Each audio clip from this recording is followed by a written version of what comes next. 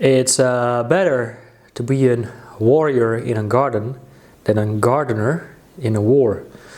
So let's talk about peace and war, because we all say we need more peace in the world. There's still way too much chaos, conflicts and all of it, and it's not good. We need more peace. Now let's get real for a second. Let's get really real, and I think especially this applies much more to the male archetype toward masculinity. Because within masculinity, of course, we have the king, the warrior, the magician and the lover. So part within masculine energy, both men and women have masculine energy, but more men have, supposedly should have more masculine energy. We need the warrior archetype. Now, also when we look to today's world, we say is that in good times creates weak men. Weak men creates bad times. Bad times creates strong men, and strong men creates good times. So where exactly do you think we are right now? We are at good times, which creates lots of weak men. And that's why we are going into the cycle of entering a new phase, which is going to be difficult.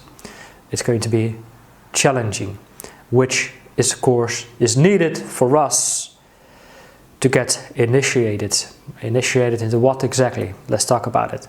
So when I look back to my own childhood, I could say, so I had my first 2 cases in courthouse before the age of 12. The whole battle around custody of that I wanted to live with my dad and all of it. And in total we had like 16 cases in courthouse all around custodies and all of it. Also I was like in a child protection scheme. So there was like a constant battle, conflict, restlessness, anger, frustration, aggression, violence within the household, which of course did something with my sense of feeling safe, secure and stability, something I did not really had in my younger years. Also, I was pretty much always on my own. My dad was always working. My mom was living at the other side of the province, so I was spending lots of time on my own. Even when I was around lots of people, I felt alone, lonely, isolated within myself. And of course, I had lots of frustration, which I expressed through lots of aggression and violent outburst. Now, I could look back to that and I could say, well, you know, there's something wrong with me. I am broken. I am not whole or whatever. I need to experience more peace, and I still cannot experience peace within myself. I have to go to countless of therapy sessions in order to work through it all. Sure, there is a point where I could say, yeah, that could help me to gain a certain level of mastery over my minds and emotions and all of it. But I could also look at it from a different perspective. I could say, wait a minute, this has formed my personality and character, and it has formed a little bit of resilience that I needed in order to stand up for myself and to fight for what I truly want. Freedom, independence. So that's why I'm saying, like, do we really need peace in this world?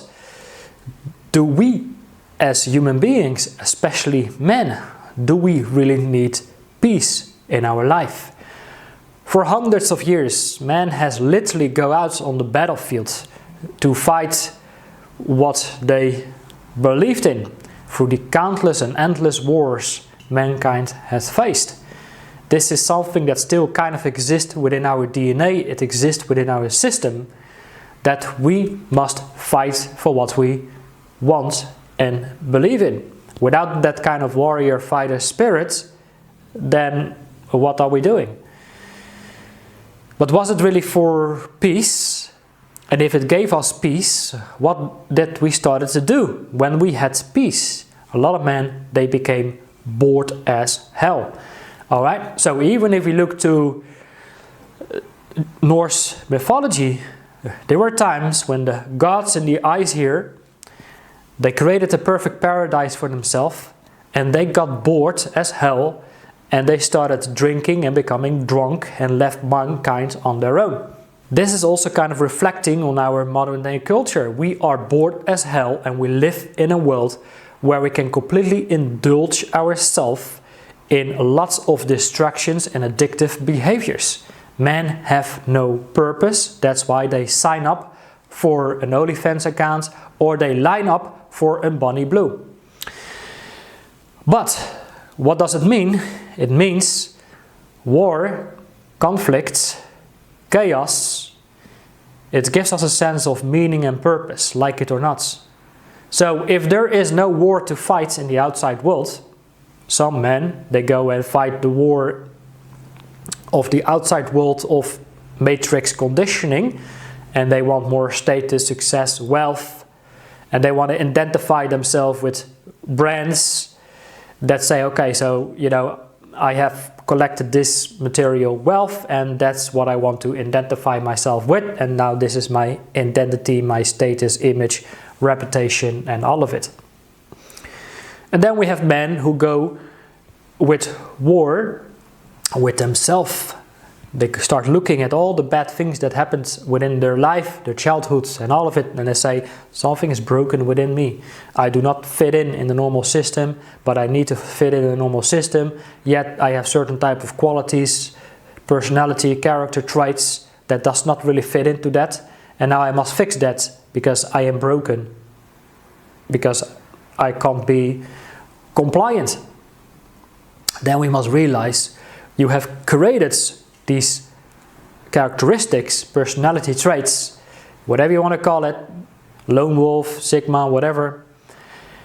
Now you could say, wait a minute, that's what I needed, because I need to create a vision for myself, and I must go at war with that in order to fight for what I love, fight for what I want. Always bite my teeth into something that I want to accomplish. A purpose, a higher calling, a divine inspiration. Something you want to create, a legacy for yourself, for the people around you. Another thing is war gives us not only meaning and purpose, it's bringing people together. It's bringing people together because they want to fight for a common cause. And what starts to happen, it is a sense of brotherhood.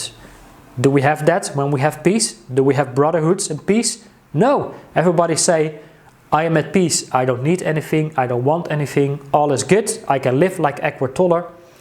All is peaceful.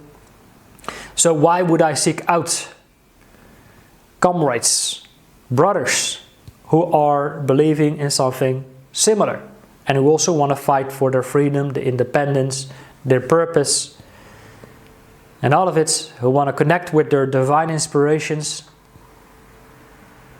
Now, when you have peace, you don't look for that. You think it's all good. It's all love, light, and peace. So I am content.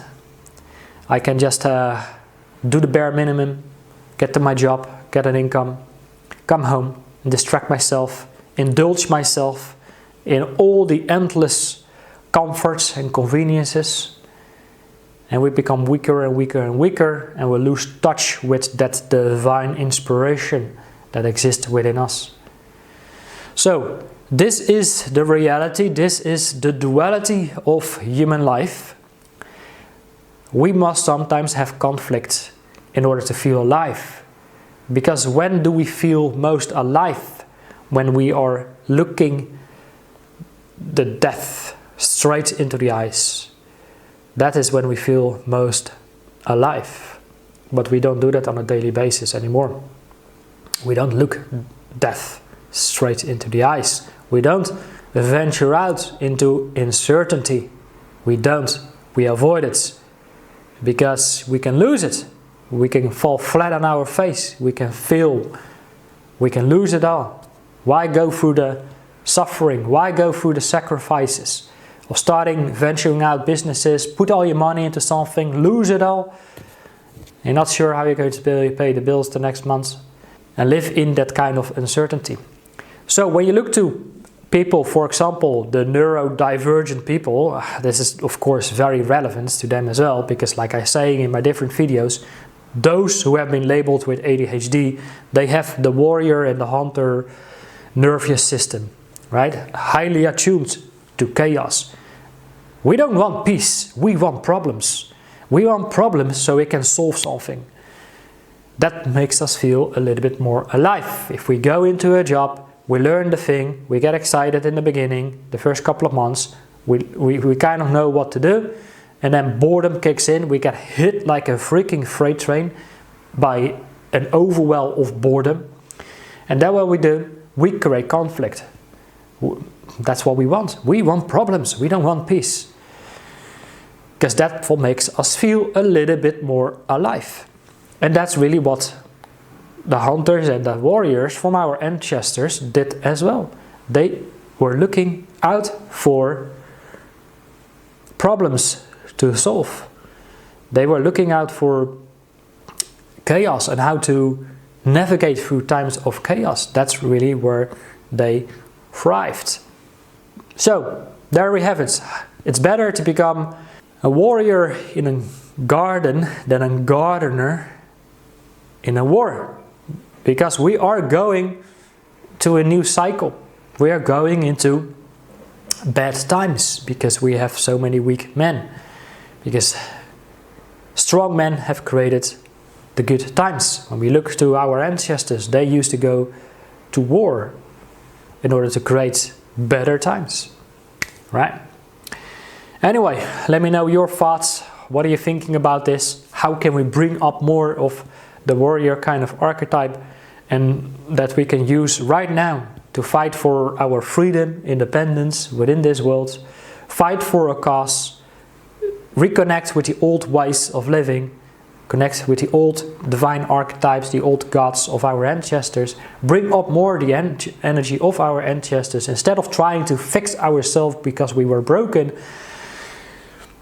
Or can we start to seeing ourselves, wait a minute, I have developed a certain level of personality and character traits that right now I can leverage as my asset. It has created a backbone, and that's really what we need. Alright, let me know your thoughts, simply drop a comment below, and I look forward to seeing you all in my next videos. Take care for now.